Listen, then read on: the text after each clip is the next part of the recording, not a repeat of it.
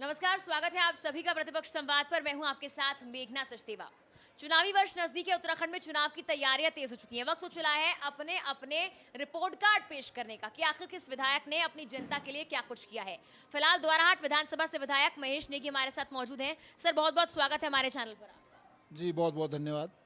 Sir, आज बगवाली पोखर में आज मेले की शुभकामनाएं आपने सबको दी। उसी के साथ आपने अपना रिपोर्ट कार्ड पेश किया, जिसकी फाइल शायद आपके पास अभी है भी, और उसमें तमाम योजनाओं का आपने ऐलान भी किया कि बहुत सी योजनाएं सरकार लेकर आई और उन पर आपने काम किया, कितना कितना बजट खर्च किया गया। लेकिन उसी दौरान कई लोग आपके सामने आए, कई मुद्दों को रखा और ये कहा कि जिस गांव को आपने गोद लिया था उस गांव में कोई काम नहीं हुआ है। तो आखिर जब चुनावी वर्ष नजदीक है और रिपोर्ट कार्ड पेश किया जा रहा है, तब ये सवाल उठना कि आपने जिस गांव को गोद लिया था वहां कुछ काम नहीं हुआ है। क्या आपको लगता है कि आपने जनता के साथ इंसाफ किया है? जी, ये बात असत्य बात है। जो बात आई तो मैंने उनको मंच पे दिखाया कि ये मेल्टा में ये उनकी कार्य योजना लिखी हुई है और ये पैसा लिखा हुआ है उनका, ठीक है ना। उनके वहाँ बेसिकली जो थी रोड वाली बात थी। वो चाहते थे कि हमारे वहाँ रोड बन जाए, तो हमने उनसे प्रॉमिस कर रखा है रोड बना देते हैं हम उनसे ये कहते हैं कि जिस ज़मीन से रोड जानी है उस ज़मीन की मुझे कल सवेरे एनओसी दे दीजिए, मैं परसों सवेरे से वहाँ रोड काटना शुरू कर दूंगा। तो एनओसी गांव वाले दे नहीं पा रहे हैं उनको, या वो ले नहीं पा रहे हैं, तो किस तरीके से कटेगी, ये यही यही दिक्कत फंसा हुआ है। क्योंकि रोड के मामले में जहाँ तक मैं आपसे कहना चाहता हूँ, मैं 70 विधानसभाओं में सबसे ज़्यादा रोड इस विधानसभा में कटी है। इस विधानसभा के अंदर में कोई ऐसा गांव नहीं है, कोई ऐसा तोक नहीं बचा है अब जहाँ रोड नहीं है। तो हमारी उनसे कोई पर्सनल दुश्मनी नहीं है। हमारे पार्टी के लोग हैं, हमारे अपने लोग हैं, गांव वाले हमारे अपने हैं। ये तो मेरी जिम्मेवारी भी बनती है कि मेरे को वहाँ रोड पहुँचानी चाहिए। लेकिन अड़ंगा इस बात का है, जिनके खेत हैं वो खेत नहीं देते हैं, तो इसी वजह से रोड रुकी हुई है। चलिए सर, देखते हैं कि ये रोड का काम कब तक हो पाता है। आपने चौकुटिया में जो एयरपोर्ट है उसका जिक्र किया, अपना रिपोर्ट कार्ड आपने दिखाया और कहा कि हमने इस एयरपोर्ट के लिए जो बजट होना है वो भी हमने आगे बढ़ा दिया है, काम भी शुरू हो गया है। लेकिन कुछ लोगों ने ये आरोप लगाया या आपने कहा कि उनको बरगलाया गया है, उन्होंने कहा कि उनके खेत कट रहे हैं। देखिए, एक जो किसान होता है वो खेतीबाड़ी से अपना घर चलाता है, अपना जीवन यापन करता है, और जाहिर सी बात है अगर उसका खेत कट रहा है तो वो इस चीज़ के लिए बोलेगा। जो आम जनता होती है वो नेशनल सिक्योरिटी को सोचती है, लेकिन उससे पहले वो अपने जो रोजी रोटी है उसको लेकर सोचती है। हर एक व्यक्ति यही सोचता है, और आप भी विधायक होने के नाते मैं समझती हूँ कि अपनी जनता के लिए, क्षेत्र की जनता के लिए ज़्यादा काम करना पसंद करते होंगे। तो ऐसे में उन लोगों के लिए विकल्प आपने क्या खोजा? राजनीति अलग बात हो गई, लेकिन जो लोग आकर आरोप लगा रहे हैं या आपसे मांग कर रहे हैं कि उनके खेत कट रहे हैं, उनके लिए कुछ विकल्प खोजा जाए, तो विकल्प के तौर पर आपने उनके लिए क्या सोचा है? ऐसा है मैडम, जब विकास कार्य होते हैं तो खेत ही कटेंगे, हवा तो कटेगी नहीं, कटेंगे खेत ही। वो मेरे भी कट सकते हैं, किसी और के भी कट सकते हैं। तो लिहाजा जहाँ 30,000 करोड़ का या 3,000 करोड़ का जो भी बजट वहाँ पर आए, तो उसका 50% जो है उसी क्षेत्र के लोगों में डिवाइड होता है।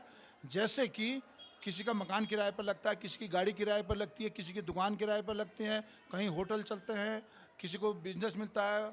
और जो उसका जो रॉ मटेरियल आता है, जैसे लोहा हो गया, सीमेंट हो गया, अन्य चीज़ें आती हैं, वो जब अगर हम 50% बाहर से भी लेते हैं तो 50% जो है अन्य चीज़ें जो है उसकी मजदूरी वो उसी क्षेत्र की होती है। तो लिहाजा जितनी खेत की कॉस्ट होती है, या एक आदमी का को खेत होता है, तो उसमें जो है हजारों हजार लोगों को रोज़गार मिलने की संभावना है उससे। नेशनल सिक्योरिटी का मामले के साथ साथ वो क्षेत्र के लिए बहुत बड़ी एक उपलब्धि इस बात के लिए है कि गांव, उस क्षेत्र के हर आदमी को रोज़गार मिलने का काम से उस एयरपोर्ट से होगा। इसलिए मैंने उस एयरपोर्ट में, हम चाहते हैं कि एयरपोर्ट वो बने। सर देखिए, योजनाएं लागू कर दी जाती हैं, लेकिन उनको वाकई धरातल पर उतारा कब जाता है ये कोई नहीं जानता। सालों लग जाते हैं, सालों से भी ज़्यादा वक्त लग जाता है।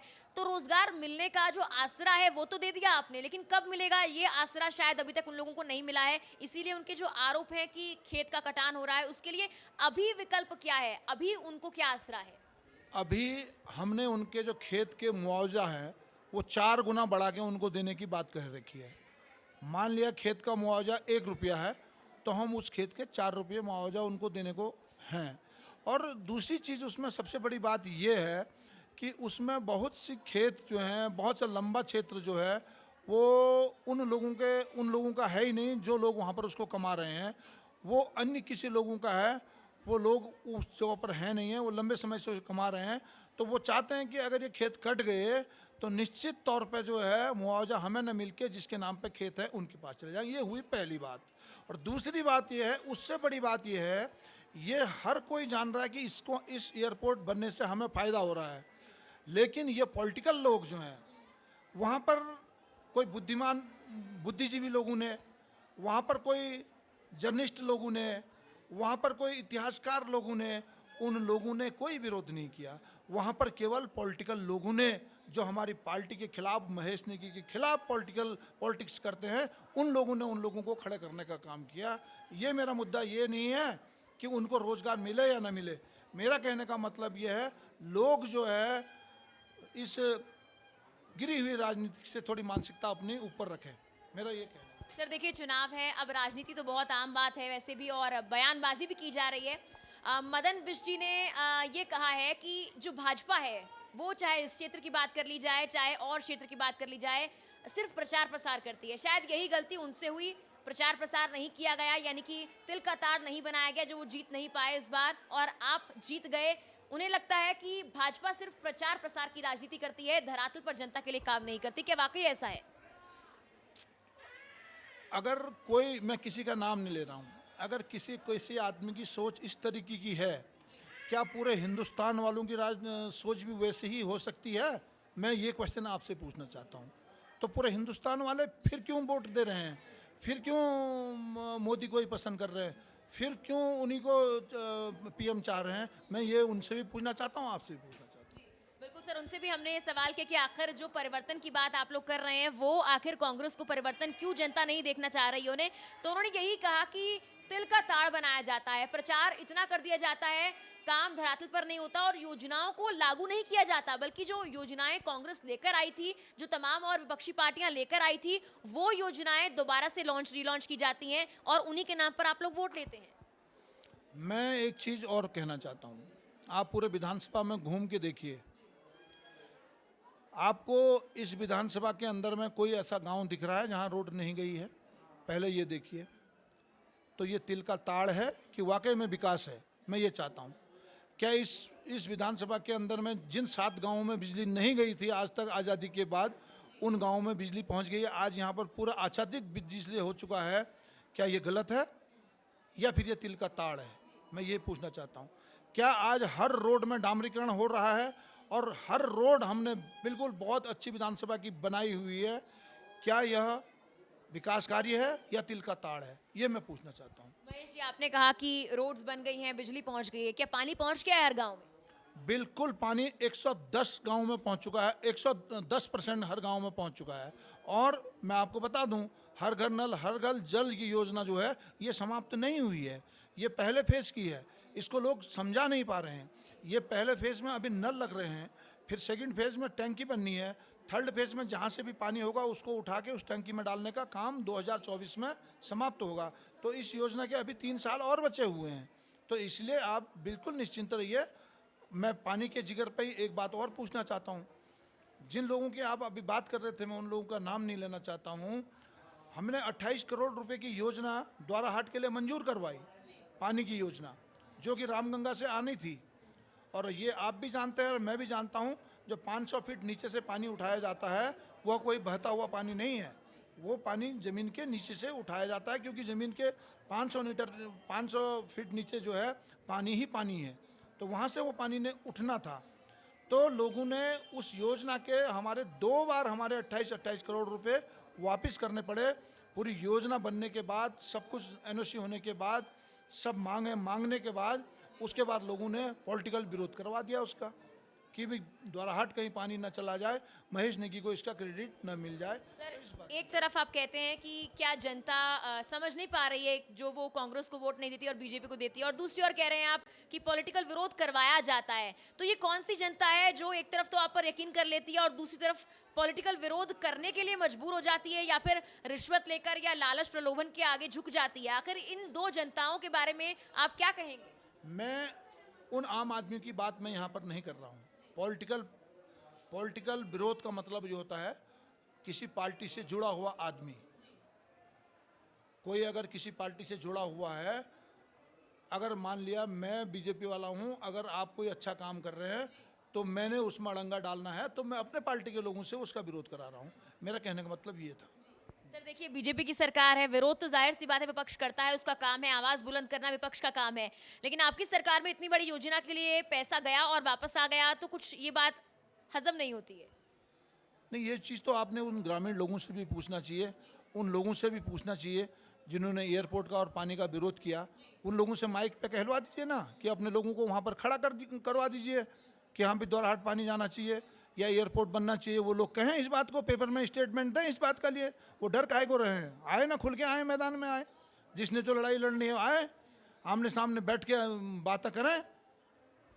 महेश जी, जनता और जो उनके प्रतिनिधि होते हैं उनमें कभी लड़ाई नहीं होती, एक आपसी समन्वय होता है और दोनों की सहभागिता होती है जिसके साथ काम होता है। शायद उनमें जो डर है उसको आपको दूर करने की जरूरत है। खैर, आपसे अगला सवाल मेरा ये है कि राम मंदिर के मुद्दे का आपने जिक्र किया, ये मुद्दा नहीं है, लोगों की आस्था राम मंदिर में है और बहुत विश्वास है राम मंदिर में। इस बार दीपावली बहुत उत्साह के साथ सिर्फ राम मंदिर जहां पर है अयोध्या में ही नहीं बल्कि पूरे देश में मनाई गई है। आपने इस बात का जिक्र यहाँ मंच से किया, लेकिन आपने इस पूरे मुद्दे के दौरान या आपने अपने बजट के दौरान बेरोजगारी, महंगाई, इन पर बातचीत क्यों नहीं की? क्या द्वाराहाट का क्षेत्र बाकी क्षेत्रों से बहुत अलग है जो महंगाई से प्रभावित नहीं हुआ या बेरोजगारी से प्रभावित नहीं हुआ, या फिर इस क्षेत्र से पलायन बिल्कुल रुक गया है?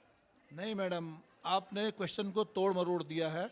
जो मैंने देश की सुरक्षा की बात कही, जो हमारा देश चारों ओर से घिरा हुआ है, जो हमें हजारों हजारों करोड़ रुपए के वेपन खरीदने पड़ रहे हैं, जो हमारा पैसा पुलिसिंग में और उसके साथ फोर्स में और उसके साथ जो है आर्मी में, बॉर्डर में खर्च हो रहा है, वो पैसा कहाँ से आएगा बताइए? वो पैसा क्या है? वही तो बेरोजगारी का मुख्य मुद्दा है। इस समय देश को जो है देश बचाने की बात हम कर रहे हैं। सर, देश बचाने के लिए देश के युवाओं को बेरोजगार कर दिया जाएगा? नहीं, आप फिर गलत कह रहे हैं इस बात को। देश के युवा भी चाहते हैं कि देश बचना चाहिए। कोई आदमी इस बात पे, ये तो पॉलिटिकल मुद्दा है, कौन बेरोजगार है कौन क्या है। अगर ऐसी बात होती तो एक ही दिन में एक मॉल में 150 करोड़ रुपए की जो है धनतेरस के दिन जो है खरीदारी नहीं होती। ऐसा नहीं है जैसा आप समझ रहे हैं। आप आंकड़ों पे जा रहे हैं और जो आंकड़े बता रहे हैं बिल्कुल सही बता रहे हैं, जाहिर सी बात है फैक्ट्स पर आप बात कर रहे हैं, लेकिन मैं भी फैक्ट्स पर ही बात कर रही हूँ कि बेरोजगारी बहुत बढ़ गई है, महंगाई बहुत बढ़ गई है। आप जानते हैं पेट्रोल डीजल के प्राइसेस एक आम आदमी पर कितना ज्यादा प्रभाव डालते हैं। कोरोना काल में अपनी जेब को बैलेंस करने की कोशिश करने वाला आम आदमी आज जमीन के अंदर धंसता जा रहा है और उस पर महंगाई का बोझ पड़ रहा है। उस मुद्दे को लेकर आखिर जनता के सामने आप कब जाएंगे? नहीं, मैं इस बात से सहमत हूँ, महंगाई बढ़ रही है, लेकिन मैं इसमें इस बात को से आपको भी सहमत होना पड़ेगा कि जब हम यहाँ से देहरादून जाते थे 8 घंटे में पहुँचते थे, अब 4 घंटे में पहुँच रहे, तो वो रोड कैसे बनेगी आप बता दीजिए। अगर अगर पेट्रोल के पैसे नहीं बढ़ेंगे इस देश के अंदर में इस समय कोरोना काल के बावजूद, जब 2 साल का कोरोना आया, कितने पैसे का नुकसान हुआ है मेडिकल पे, आप ये सब समझ रही हैं। उसके बाद त्रासदियाँ आनी शुरू हो गई है, उसके बाद बाहरी दुश्मनों का जो है हस्तक्षेप आप देख रहे हैं। उसके बावजूद भी हमें डेवलपमेंट के वर्क भी सब करने हैं, तो कहीं ना कहीं तो मैडम कुछ ना कुछ तो आदमी से लिया ही जाएगा ना। सर देखिए, यहाँ आदमी से लेने की बात नहीं है, यहाँ आम आदमी से लेने की बात हो रही है। जो गरीब है उसको सरकार दे रही है, बहुत सी योजनाएं चलाई गई हैं और जाहिर सी बात है अच्छी बात है। इसके लिए आप लोगों को बहुत बधाई है कि आप लोगों ने अब तक जितना काम किया है गरीब जनता के लिए। जो अमीर है उसने कुछ जोड़ रखा था, लेकिन जो मिडल मैन है, जो आम आदमी है, जो सिर्फ आती हुई सैलरी से अपना काम चलाता है, आखिर उस पर इतना बोझ क्यों डाला जा रहा है? और अगर वाकई इतना बोझ डालना जरूरी था तो फिर दिवाली के मौके पर यह प्रलोभन क्यों दिया गया कि कुछ रुपए कम कर दिए जाएंगे पेट्रोल और डीजल में? नहीं, ऐसा है, जो पॉलिटिक्स हो या देश हो या कोई सरकारें हैं, ये चलती हैं सब जनता के मुद्दों पर ही। जब जनता चिल्लाती है तो कुछ ना कुछ तो सरकारों को सोचना ही पड़ता है। तो ये दिवाली का मौका भी था और जो जनता की मांग भी थी कि पेट्रोल के दाम कम होने चाहिए, तो भारत सरकार ने उस पेट्रोल के दाम को कम किया और साथ ही साथ हमारी सरकारों ने भी अपने बैट कम किया उसमें। तो इसमें तो कोई ऐसी बात है नहीं, नॉर्मल सी एक तोहफा तो देते ही हैं। हर कंपनी में भी, आप भी किसी कंपनी में काम करती हैं तो आपको भी दिवाली में बोनस मिलता है। तो उसी तरीके से ये समझ लीजिए कि सरकार ने जो है सभी को जो है पेट्रोल और डीजल पे बोनस दे दिया। ये जनता के लिए एक संदेश है कि दिवाली का बोनस मोदी सरकार ने और बीजेपी ने आपको दिया है पेट्रोल प्राइसेस कम करके। सर, आखिरी सवाल ये है, आप पर महिलाओं को लेकर बहुत से आरोप लगे और उन आरोपों को लेकर आपने बार बार सफाई पेश की है, लेकिन उन आरोपों के सामने आने के बाद कांग्रेस को एक मौका मिल गया है कि आने वाले चुनाव में वो कहीं ना कहीं आपका जो पलड़ा है उसको हल्का कर पाए और अपना पलड़ा भारी कर पाए। इसी मुद्दे को लेकर कांग्रेस लगातार आप पर आरोप लगा रही है। उन आरोपों को लेकर एक आखिरी बार आपसे आपकी सफाई। मैं मैडम इस बात में एक चीज़ कहना चाहता हूँ, अगर मेरे ऊपर जो आरोप लगाए गए वो आरोप रियली में आरोप थे तो मैं यहाँ क्यों बैठा हूँ? मुझे तो जेल के अंदर होना चाहिए, मेरे को यहाँ क्यों बैठा रखा है? और दूसरी चीज़, ये कांग्रेस डिसाइड नहीं करेगी, ये कोर्ट डिसाइड करेगी और कोर्ट उसको डिसाइड कर रही है। कोर्ट उसके डिसाइडिंग पॉइंट पर पहुंच चुकी है। जल्दी उसका दूध का दूध, पानी का पानी जल्दी आपके सामने दिखाई देगा। तो इसमें तो कहने की कोई बात ही नहीं है। पॉलिटिक्स में लोग इसी तरीके से एक दूसरे के ऊपर में, जो लोग काम नहीं करते हैं, जो लोग निठल्ले लोग होते हैं, जो चाहते हैं दूसरे की मलाई को हम खा जाएं, वो लोग इसी तरीके का कंबल एक दूसरे के ऊपर में फेंक के वो चाहते हैं अपनी राजनीति रोटी सेक ले जाएं और साथ ही साथ जो है किसी को भी बाहर करते हैं राजनीति के अंदर से। तो आजकल की जनता इस चीज़ पे विश्वास नहीं करती, वो सब जानती है। अगर आपको प्रूफ देख रहे हैं तो मैं आपको यहीं पर हर चीज़ का प्रूफ दिखा सकता हूं, लेकिन उसको मैं इस समय आपके कैमरे के सामने नहीं दिखा सकता हूं। ऑफलाइन आप देखना चाहते हो, मैं सब प्रूफ यहीं दिखा सकता हूं कि क्या लोगों ने मेरे ऊपर जाल फेंके हैं करके, वो मैं आपको दिखा सकता हूं। क्योंकि कोर्ट का मैटर है, मैं कोर्ट का सम्मान करता हूं। कोर्ट जो फैसला करेगी मेरे को वो मंजूर हो। बिल्कुल सर, आपने ये बात सही कही कि देखिए पब्लिक है, सब जानती है और पब्लिक ही डिसाइड करेगी कि आने वाले चुनाव में आखिर वो कितना जानती है और कितना आगे आने वाले वक्त में जानने की कोशिश करेगी। महेश नेगी हमारे साथ थे सर, धन्यवाद वक्त हमें देने के लिए, हमारे साथ बातचीत करने के लिए। और मेरे साथ फिलहाल के प्रतिपक्ष संवाद में इतना ही। आप देखते रहिए प्रतिपक्ष संवाद तमाम खबरों के लिए।